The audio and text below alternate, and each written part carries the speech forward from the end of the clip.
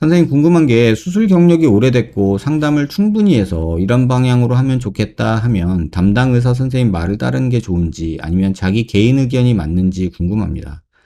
성인은 자기 선택이 자기 책임지는 것이 맞기 때문에 전문의쌤의 말을 충분히 참고하여 스스로 결론을 내고 결정하는 게 맞다고 봅니다. 수술이 장난이 아니기에 당연히 본인도 공부하고 고민을 해야겠죠. 첫 번째와 같은 경우는 모든 선택권을 의사선생님한테 맡기는 거고, 이건 결과가 마음에 안 들면 그에 대한 책임을 의사선생님에 돌리겠다는 말이니까요. 굉장히 현실적인 얘기예요. 저도 항상 고민하는데, 어떤 환자한테, 그러니까 여러분 방송에서도 제가 그런 얘기 많이 하시죠. 차라리 어설프게 할 거면 모르는 게 낫다. 이런 얘기 제가 많이 하거든요. 저는 이렇게 얘기를 해요. 알라면 제대로 알고, 모르겠고 공부하기 싫으면 믿을 만한 의사한테 그냥 맡겨라 이렇게 얘기를 해요. 그게 꼭 내가 아니어도 좋으니 믿을 만한 의사한테 맡겨라. 근데 그거 역시도 내 선택이고 그거 역시도 내 선택이에요. 솔직히 말하면 오늘 방송하기 전에 제가 회원 전용 영상을 짧게 만들었거든요. 여러분들 아시는 분은 아시겠지만 회원 전용 영상을 짧게 만들었는데 그런 영상을 만드는 이유가 정말 의사생활 하기 힘들다라는 생각이에요. 또 하나는 내가 성형외과 의사인데도 이렇게 힘들고 선택장애가 생길 만큼 어려운데 환자 입장에서 이걸 어떻게 골라낼 수 있겠느냐. 불가능하다. 이렇게 생각이 들더라고요. 의사하기도 참 힘든 세상을 살고 있지만 입장 바꿔서 환자 입장에서 생각하면 병원 고르고 의사 고르는 것도 정말 어렵겠다. 그런 생각이 들어요. 그래서 공부를 하시는 게 적당히 거를 눈을 기르는 게 필요하긴 한데 그 과정을 몸으로 수술해가면서 겪지는 않았으면 좋겠다 싶어서 제가 방송을 하는 이유이긴 한데 나도 어려운데 환자 입장에서 내가 이렇게 방송한다고 이게 이해가 될까? 이런 생각이 요새 가끔 듭니다. 경력 많고 유명하다고 다 잘할까? 아니에요. 대학에 있고 경력 많다고 해서 다 잘할까? 아니에요. 참 어렵죠, 그러니까. 여러분이 뭘 보고 판단해야 될지.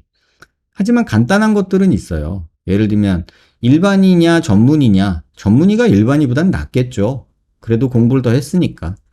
경험이 있는 사람이, 젊은 사람이 좋으냐, 나이가 많은 사람이 좋으냐. 나이가 많은 분이 아무래도 경험이 더 많겠죠.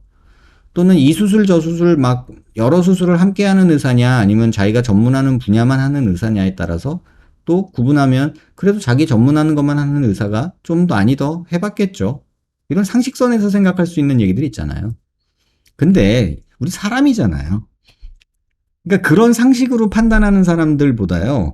저 의사 되게 잘생겼다. 저기 병원 실장님 너무 마음에 들어. 야, 저 병원 인테리어 죽이네. 저기 광고에서 많이 봤어. 내 친구 저기서 했는데 잘 됐더라. 이런 게 여러분들의 판단에 더 많이 좌우하잖아요. 어쩔 수 없어요. 그건 사람이라. 저도 그래요. 저도 살 때, 사은품 많이 주는 거 사고, 광고에서 많이 본 거 사고. 제가 전에도 그런 얘기 한 적이 있는데. 가습기 아시죠? 가습기. 가습기 살균제요. 저도 그 옥시 그린 그거 넣어서 썼거든요. 아니, 저도 그거 썼어요. 근데 지금 생각하면 똑같은 가습기 살균제가 여러 개가 있었거든요. 근데 그래도 옥시가 큰 회사니까 이거 썼어요. 그때 제품이 많았어요. 옥시크린에서도 가습기 살균제가 나왔고, 가습기 머시기 클리너 이런 것도 있었고, 아무튼 물때 팡팡 이런 것도 있었고, 아무튼 종류 되게 많았거든요. 근데 가격 차이도 별로 없는데 500원, 100원 비싼 거 그냥 옥시크린 사자. 이랬었거든요. 저도 그러잖아요. 여러 뒤돌려서 거기 성분을 한번 봤으면 망설였을 수도 있었을 텐데 그 성분 한 번도 안 봤어요, 저도. 또 의사잖아요. 그런데 대충 성분 보면 이게 어떻다는 거 대충 아는 것도 많거든요. 다는 모르지만. 의심해 볼 만한 여지가 분명히 있었을 텐데 그냥 그래도 옥시라는 대단한 대기업에서 만든 건데 쥐들이 알아서 챙겼겠지. 이렇게 얘기할 수 있겠죠. 그러니까 간단한 거 많아요. 병원을 자꾸 옮기는 사람, 병원 이름이 자꾸 바뀌는 사람, 또는 동업했다, 혼자 했다, 뭐 어디 갔다, 뭐 이렇게 했다. 자꾸 이렇게 움직이는 사람. 문제가 있다고 단정 지을 수는 없어요. 하지만 문제가 있는 경우가 많아요. 뭐 한 3년 있다 병원 이름 바꾸고, 3년 있다 병원 또 어디로 옮기고, 한 자리에서 그냥 5년 이상 못 있는 분들이 있어요. 그런 분들은 조금 문제가 있다고 보죠.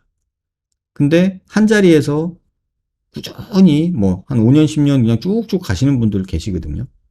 그런 분들은 일단은 검증이 된 거잖아요. 이제 그런 것들로 보는 거죠. 그렇다고 무조건 나이 많은 의사가 좋으냐? 그것도 아니에요. 정말 나이가 먹어가면 먹어갈수록 그러니까 공부하기 싫어지거든요. 그러니까는 어떤 최신의 새로운 것들을 받아들이지 않은 꼰대가 돼가는 경향도 물론 생겨요. 물론 경험도 쌓이겠지만.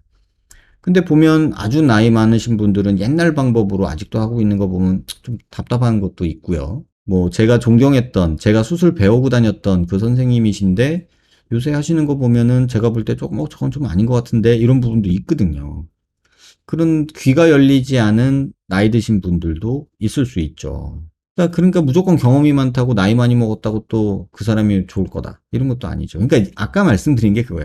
내가 의사인데 내가 선택하기도 힘든데 환자들은 얼마나 힘들까. 이런 생각이 저는 들어요.